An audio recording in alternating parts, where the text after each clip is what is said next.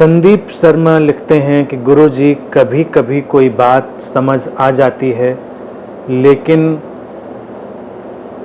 वो बिहेवियर में नहीं दिखता, जबकि उस सिचुएशन में समझ आई बात दिखती है लेकिन समझी हुई चीज़ नहीं होती। क्या समझ में कमी है?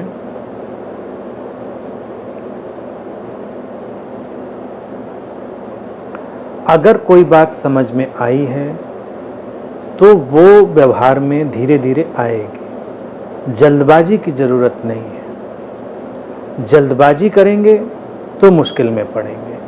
समझ भी पचती है, रचती बसती है, उसका जो परिणाम है वो आने में वक्त लेता है। तो पहले तौर से जो चीज़ समझ में आ गई तो ये न समझें कि अगले ही दिन वो तुम्हारे व्यवहार में झलक जाएगी।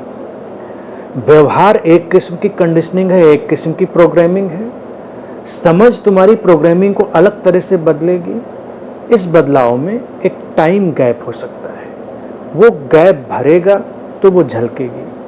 कभी कभी तुम्हें लगेगा नहीं नहीं ये बात तो पूरी समझ में आई, लेकिन एकदम से तुम्हारे व्यवहार में नहीं आई, तो इंतज़ार करना होगा।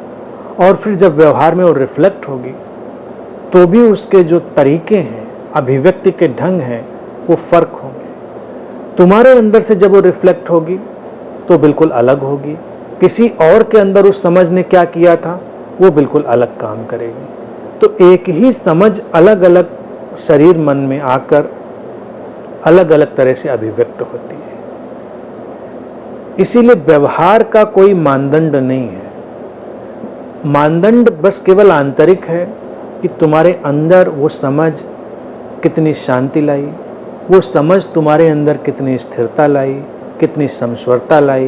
ये जो शब्द मैं बार बार बोलता रहता हूँ वो सब कितना, और फिर एक दिन सहजता से स्पॉन्टेनियसली वो तुम्हारे व्यवहार में भी झलकने लगेगी।